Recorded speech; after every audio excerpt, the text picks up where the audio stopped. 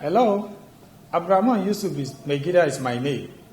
Today, the presentation will center on teaching and the teacher, the foundation, and specifically, the Module 4 will focus on teacher and pedagogy. Now, let us see what we have as our learning objectives. By the end of this lesson, learners should be able to identify and explain the structure involved in lesson planning for teaching. Secondly, to write a lesson note on any specific topic. Thirdly, define and describe the characteristics of micro-teaching, followed by enumerating the required school norms, as well as identifying unprofessional conduct. Finally, to discuss motivation and punishment. Having done this, let us now look at planning the teaching. This is about the content, the technique, and the systematic outline for instructional delivery. It involves the writing of a lesson plan and a lesson note. Now, the lesson plan. Lesson plan specifically means a detailed outline of how lesson is to be taught and be evaluated in sequence.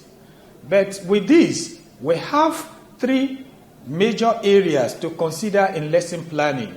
The first being the preliminary information that involves talking about the subject, the date, the class, the time, topic, unit, and general and specific objective, including the entry behaviors and resources or materials to be used. Body of the lesson is the second thing, and this one takes care of the introduction and the presentation in step-by-step pattern. Then the final thing that is contained in the lesson plan is the conclusion, and this conclusion borders on recapitulation, that is, going over it or trying to summarize whatever has been taught. We have evaluation and assignment. This is basically to test whatever has been taught, the feedback for that which we are expecting from the learners, whether they have been able to do well or not. So this is a way of trying to evaluate what they have learned, to see how far they have mastered what the lesson. Then the lesson note is another thing in the planning of a teaching. Lesson note is just a brief or a summary of the lesson as contained in the plan. This one is also captured in teacher's notebook, his planner, or a diary. So the teacher has this to himself to be able to use as a guide in the course of her or his teaching.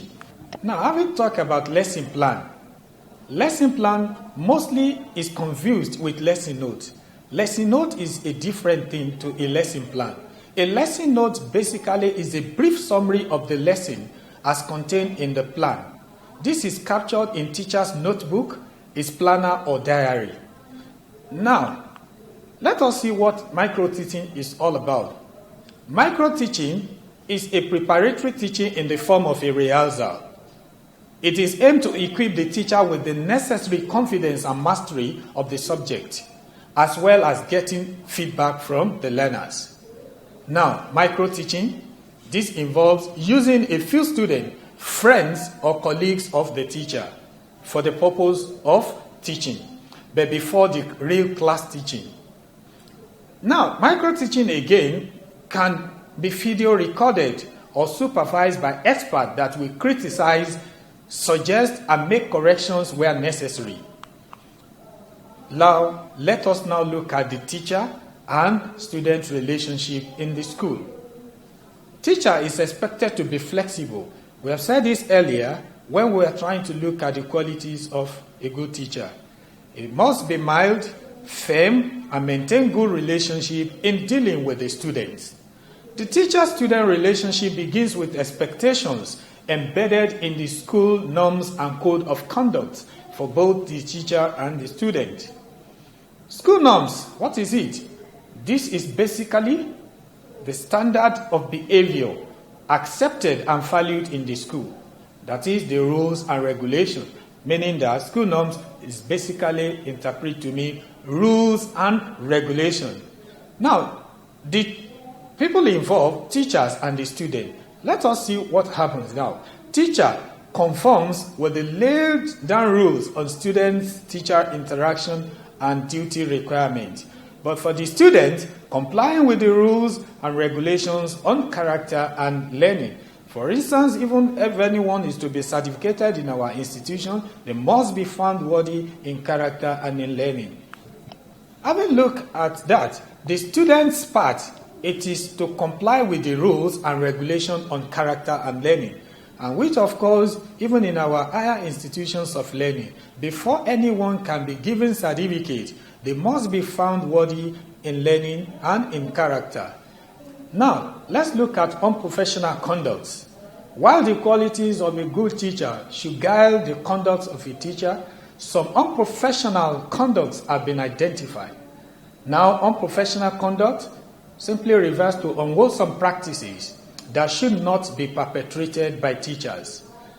For instance, let's look: exchanging marks for money, eroticism or sexual harassment of students and staff, smoking and alcoholism, odd appearance, fighting and violence, forgery and racketeering, absenteeism, and several others.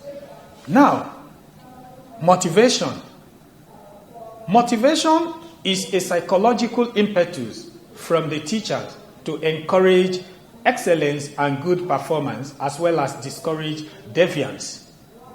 Motivation is both positive and negative. Now, the positive thing is that we are rewarded, and the negative thing is that you are punished. But both are motivation. When it is a reward, it's a positive motivation. But by the time it's a punishment, there is a negative motivation. So both positive and negative motivations are needed in the class and school environment. They also help in class management and control. Now we have come to the end of this class. But before we go, let us quickly look at the review questions. 1. Describe how a lesson plan is structured.